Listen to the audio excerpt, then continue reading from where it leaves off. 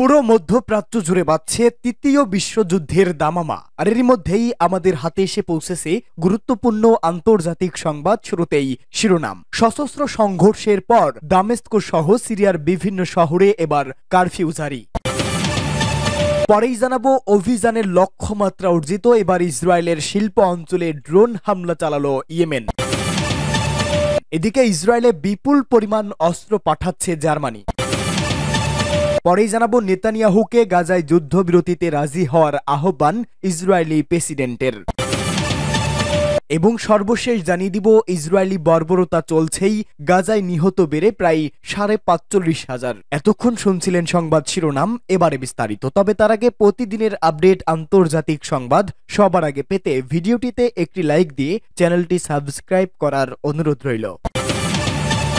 সশস্ত্র সংঘর্ষের পর দামেস্ক সহ সিরিয়ার বিভিন্ন শহরে কারফিউ জারি। সিরিয়ার পশ্চিমাঞ্চলীয় তার্তুস শহরে দেশটির নিরাপত্তা বাহিনীর সঙ্গে সশস্ত্র ব্যক্তিদের সংঘর্ষে বেশ কিছু মানুষ হতাহত হয়েছে। সিরিয়ার রাষ্ট্রীয় মন্ত্রণালয়ের উদ্ধৃত দিয়ে দেশটির গণমাধ্যম জানিয়েছে, তার্তুসের সংঘর্ষে নিরাপত্তা বাহিনীর সঙ্গে অন্তত 12 সদস্য নিহত এবং অপর 10 জন আহত হয়েছে।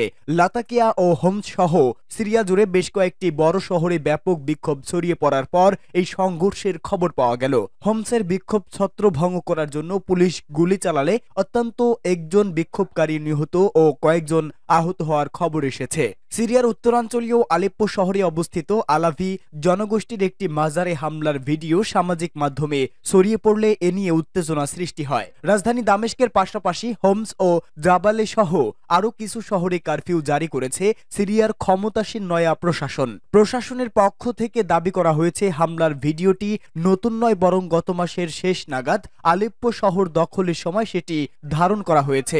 এর সঙ্গে প্রশাসনের কোনো সম্পর্ক নেই দাবি করে বলা হয়েছে, সিরিয়ার জনগণের মধ্যে বিভেদ ও দাঙ্গা বাঁধিয়ে দেওয়ার জন্য অজ্ঞাত কোনো গোষ্ঠী মাজারে হামলা চালিয়েছে।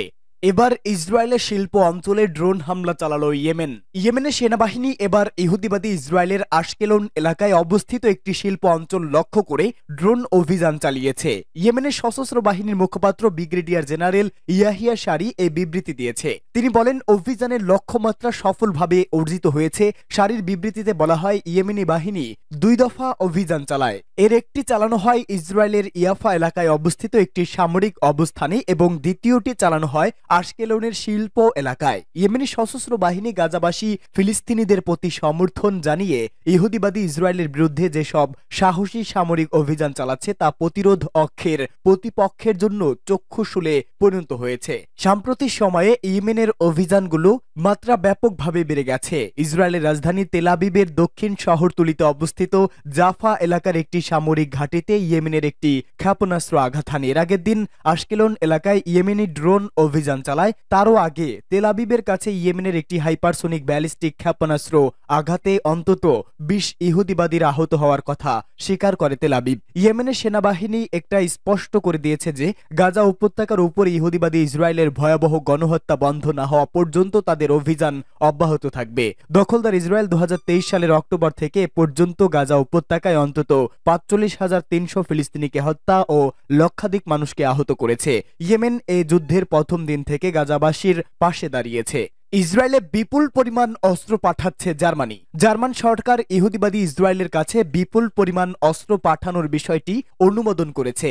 স্পাইগেল ম্যাগাজিন এক প্রতিবেদনে এই তথ্য জানিয়েছে। জার্মান প্রকাশনা স্পাইগেল এক প্রতিবেদনে লিখেছে, দেশটির সরকার গত কয়েক সপ্তাহেও ইসরায়েল সরকারের কাছে 300 কোটি ইউরোর বেশি মূল্যের বিপুল পরিমাণ অস্ত্র রপ্তানির অনুমোদন দিয়েছে। জার্মান সরকার ইসরায়েলের মানবাধিকার লঙ্ঘনের বিষয়ে আন্তর্জাতিক উদ্বেগ সত্ত্বেও দেশটির কাছে বছরে 16 কোটি ইউরো মূল্যের অস্ত্র পাঠানোর অনুমোদন দিয়েছে। ইসরায়েলের দখলকৃত অঞ্চলে জার্মানি মেরকাভা ট্যাঙ্ক সরঞ্জাম পাঠাতে যাচ্ছে। জার্মান সরকারের ডেপুটি মুখপাত্র ক্রিস্টিয়ান হ্যাফম্যান সাংবাদিকদের বলেন, ইসরায়েলে জার্মান অস্ত্র পাঠানোর সিদ্ধান্ত সবসময় বিদ্যমান। সেখানে অস্ত্র রপ্তানি নিষেধ করার কোনো সিদ্ধান্ত নেওয়া হয়নি। রয়টার্স এর আগে একটি প্রতিবেদনে লিখেছিল যে জার্মানির মানবাধিকার আইনজীবীরা বার্লিনের আদালতকে ইসরায়েলের কাছে 3000 অ্যান্টি ট্যাঙ্ক অস্ত্র পাঠানোর সরকারি সিদ্ধান্ত স্থগিত করতে বলেছিল। গত বছরের 7 অক্টোবর থেকে পশ্চিমা দেশগুলোর পূর্ণ সমর্থন নিয়ে ইসরায়েল ফিলিস্তিনের গাজা উপত্যকা এবং জর্ডান নদীর পশ্চিম তীরের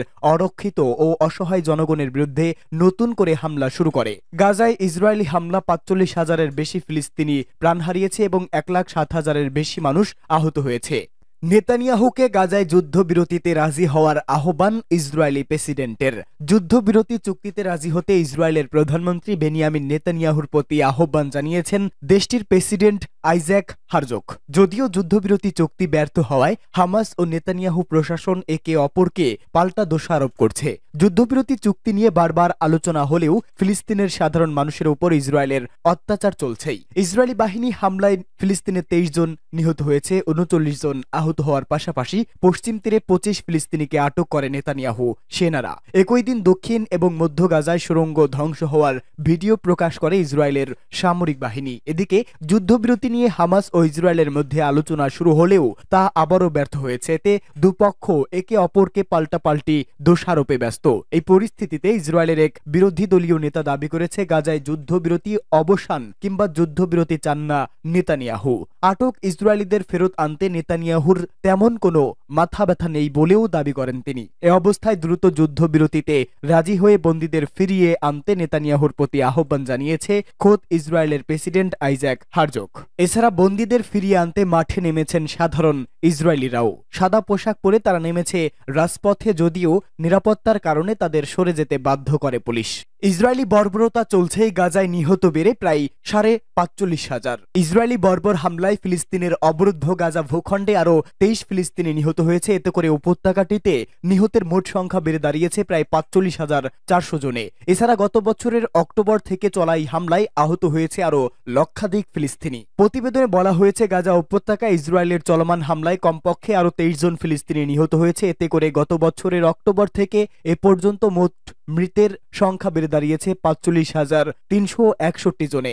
অবরুদ্ধ এই ভূখণ্ডের স্বাস্থ্য মন্ত্রণালয় এ তথ্য জানিয়েছে। মন্ত্রণালয় এক বিবৃতিতে জানিয়েছে নিরলস এই হামলায় আরও অন্তত ১,৭৮০৩ জন ব্যক্তিও আহত হয়েছে। মন্ত্রণালয় বলেছে গত ২৪ ঘণ্টায় ইসরায়েলি বাহিনীর অব্যাহত হামলার কারণে 23 জন ফিলিস্তিনি এবং আরও ৩৯ জন আহত হয়েছেন।